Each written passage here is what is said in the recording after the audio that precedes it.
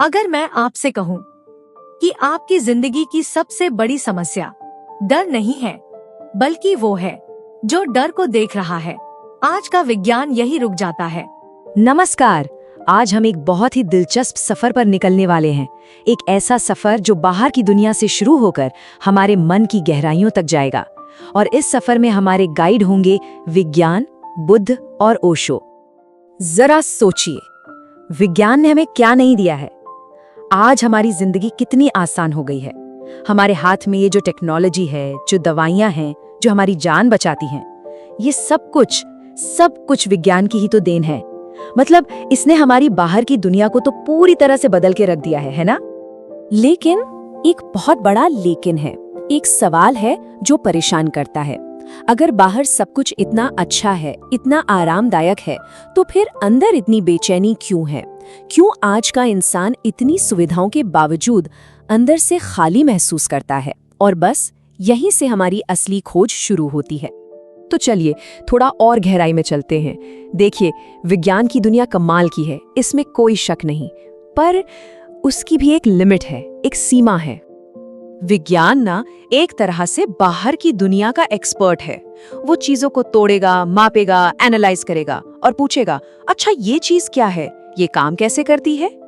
लेकिन जैसे ही सवाल हमारे अंदर की दुनिया से उठते हैं, सवाल जैसे कि मुझे ऐसा महसूस क्यों हो रहा है, या अंदर ये जो डर है ये क्यों है, तो विज्ञान थोड़ा चुप हो जाता है। उसके पास इन सवालों के सीधे जवाब नहीं होते। और बस यहीं कहानी में एंट्री होती है न्यूरोसाइंस की। ये वो फील्ड है जो हमारे दिमाग के अंदर झांकने की हिम्मत करती है, इन अंदरूनी सवालों के जवाब खोजने के लिए। तो न्यूरोसाइंस हमें हमारे दिमाग के एक बहुत ही छोटे लेकिन बड़े काम के हिस्से से मिलवाती है। इसका नाम है एमिगडाला। अब ये एमिगडाला क्या है? इसे हमारे दिमाग का डेंजर अलार्म समझ सकते हैं। सोचिए, हजारों साल पहले जब हमारे पूर्वज जंगल में थे और सामने कोई शेर आ गया, तो यही अलार्म बजता था, फाइट और फ्लाइट, लड़ो या भागो।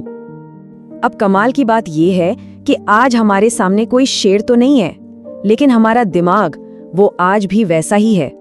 वो एक जॉब इंटरव्यू को, पैसे की टेंशन को या रिश्तों में हुई किसी अनबन को भी उतना ही बड़ा खतरा मान लेता है जितना बड़ा खतरा वो शेर था। और इसका नतीजा क्या होता है? नतीजा ये कि हमारा ये डेंजर अलार्म 2400 घंटे बजता रहता है। और यही वजह है कि आज इंसान एक अजीब से लगातार बने रहने वाले स्ट्रेस में जी रहा है। तो हाँ, न्यूरोसाइंस ने ये तो एकदम साफ साफ बता दिया कि भाई देखो, डर ऐसे पैदा होता है, दिमाग के अंदर ये केमिकल लोचा चल रहा है। लेकिन वो ये नहीं बता पाया कि इस डर से बाहर कैसे निकलें, आजाद कैसे हों। एक तरह से उसने हमें हमारी जेल का पूरा नक्शा तो थमा दिया, पर उस जेल से निकलने की चाबी वो नहीं दी। और यही कहानी एक नया मोड़ लेती है। यहाँ एंट्री होती है बुद्ध की। वो इंसान जो हमें वो चाबी देते हैं, जो हमें वो कैसे सिखाते हैं, जिसका जवाब विज्ञान के पास नहीं था। अब देखिए, बुद्ध ने कभी एमिगडाला या न्यूरोसाइंस जैसे शब्दों का इस्तेमाल तो नहीं किया, लेकिन सबसे हैरान करने वाली बात यह है कि उन्होंने 2500 साल पहले जो रास्ता दिखाया, आज की मॉडर्न साइंस उसी को कंफर्म कर रही है। उनका तरीका बहुत ही सिंपल था। उन्होंने कहा, जो भी हो रहा है उसे बस देखो, भागो मत, लड़ो मत, बस एक गवाह की तरह, एक साक्षी की तरह उसे देखो। मन में डर उठ रहा है, ठीक है, उठने दो, बस उसे देखो। और ये सुनने में जितना सिंपल लगता है ना, इसका असर उतना ही गहरा है। जिस पल हम अपने डर से लड़ना या भागना बंद कर देते हैं और सिर्फ उसे एक मूवी की तरह देखना शुरू करते हैं, एक दूरी बन जाती है। अचानक से ये एहसास होता है कि मैं अलग हूं और मेरा डर अलग है। और जैसे ही ये होता है, उस डर की पकड़ हम पर ढीली पड़ जाती है। तो जिसे बुद्ध ने हजारों साल पहले साक्षी भाव या अवेयरनेस कहा, उसे आज का विज्ञान रीवायरिंग योर न्यूरल पाथवेज या न्यूरल पैटर्न बदलना कहता है। मतलब ये कोई हवाई फिलॉसफी नहीं है, ये दिमाग के साथ किया जाने वाला एक प्रैक्टिकल एक्सपेरिमेंट है। और इसीलिए ये कहना बिल्कुल भी गलत नहीं होगा कि बुद्ध कोई भगवान नहीं थे। वो तो अंदर की दुनिया के सबसे बड़े साइंटिस्ट थे। एक ऐसे साइंटिस्ट जिन्होंने किसी लैब में नहीं, बल्कि अपनी ही चेतना को, अपने ही मन को अपनी प्रयोगशाला बना लिया था। लेकिन रुकिए, कहानी यहाँ खत्म नहीं होती। बुद्ध और बाद में ओशो की बातें सिर्फ शांति या मेडिटेशन के बारे में नहीं है। इनका एक और पहलू है, एक क्रांतिकारी पहलू जिसे अक्सर लोग अनदेखा कर देते हैं। सोचिए, उस जमाने में जब सब लोग भगवान से डरकर या किसी लालच में पूजा पाठ कर रहे थे, तब बुद्ध ने आकर कहा, कोई बाहर वाला तुम्हें नहीं बचाएगा, कोई भगवान तुम्हें मुक्त नहीं करेगा। उन्होंने कहा, तुम खुद ही अपनी जेल हो और तुम खुद ही अपनी चाबी। मतलब पूरी की पूरी जिम्मेदारी हमारे ही कंधों पर। इससे ज्यादा क्रांतिकारी बात और क्या हो सकती है? और एक और बात, बुद्ध ने कभी नहीं कहा कि अच्छे बनो या खुद को बदलो। उन्होंने कहा, तुम जैसे भी हो बस खुद को वैसे ही देखो। हम क्या करते हैं? हम गुस्से को बुरा कहते हैं, उसे दबाते हैं, और वो दबा हुआ गुस्सा अंदर ही अंदर जहर बन जाता है। बुद्ध की शिक्षा सप्रेशन की नहीं, दबाने की नहीं, बल्कि अवेयरनेस की थी, यानी जागरूकता की। और फिर आते हैं ओशो, जो इस पूरी क्रांति को एक अलग ही लेवल पे ले जाते हैं। ओशो ने ध्यान करने वालों को देखा और कहा, अगर तुम्हारी मेडिटेशन तुम्हें और ज्यादा गंभीर और ज्यादा सीरियस बना रही है तो समझ लो कुछ गड़बड़ है।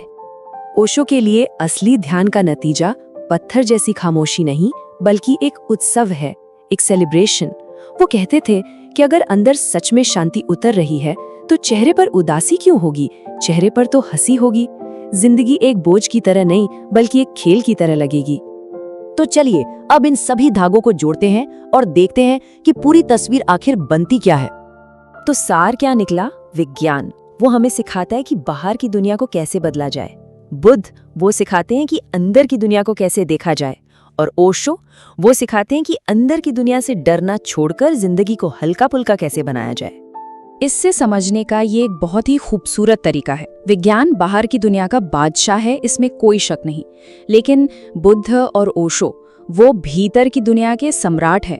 और ऐसा नहीं है कि एक सही है और दूसरा गलत, नहीं, दोनों की अपनी जगह है, दोनों का अपना महत्व है। तो आखिर में ये जो सारी बातें हमने की, ये सिर्फ कुछ नई इन्फॉर्मेशन नहीं है, ये कोई इंटेलेक्चुअल एक्सरसाइज नहीं है। नहीं, ये एक इन्विटेशन है, एक निमंत्रण। किस चीज का? खुद को, अपनी भावनाओं को, अपने डरों को, शायद जिंदगी में पहली बार बिना किसी जजमेंट के बस ईमानदारी से देखने का। अगर ये पूरी चर्चा कुछ सिखाने से ज्यादा हमें बस एक पल के लिए खुद को देखने पर मजबूर कर दे, तो समझिए इसका मकसद पूरा हो गया। अगर ये वीडियो आपको पसंद आए तो चैनल को सब्सक्राइब करना न भूलें। आपका एक सब्सक्राइब इस तरह की और गहरी, सच्ची कहानियां लाने की ताकत देता है।